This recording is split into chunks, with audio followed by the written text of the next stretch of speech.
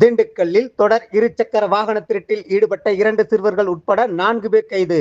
6 இருசக்கர வாகனங்கள் பறிமுதல். திண்டுக்கல் நகர் பகுதியில் தொடர்ச்சியாக இருசக்கர வாகனங்கள் திருட்டு சம்பவம் நடைபெற்று வந்தது.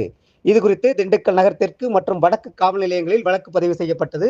இதுகுறித்து மாவட்ட காவல் கண்காணிப்பாளர் பிரதீப் உத்தரவின் பேரில் நகர் டிஎஸ்பி கார்த்திக் மேற்பார்வையில் நகர் தெற்கு காவல் நிலைய ஆய்வாளர் ராஜசேகர், சார்பு ஆய்வாளர் பிரபாகரன், நகர் குற்றத்தடுப்பு பிரிவு சிறப்பு சார்பு ஆய்வாளர்கள் வீரபாண்டியன், ஜார்ஜ், காவலர்கள் ராதா, முகமது அலி, விசுவாசம், சக்திவேல் ஆகியோர் கொண்ட தனிப்படையினர் சிசிடிவி காவலர்கள் ஜான் மற்றும் செல்வி உதவியுடன் சிசிடிவி பதிவுகளை ஆய்வு செய்து தீவிர விசாரணை மேற்கொண்டு மேற்படி சம்பவத்தில் ஈடுபட்ட வேடபட்டி நெசவாளர் காலனியைச் சேர்ந்த சத்தியமூர்த்தி மகன் ஈஸ்வரன் வயது 35, அனுமத நகரைச் சேர்ந்த முருகன் மகன் தினேஷ்குமார் வயது 21 மற்றும் 12, 17 வயது சிறுவர்கள் 2 பேர் என 4 பேரை கைது செய்து விசாரணை மேற்கொண்டு நீதிமன்றத்தில் ஆஜர்படுத்தி சிறையில் அடைத்தனர்.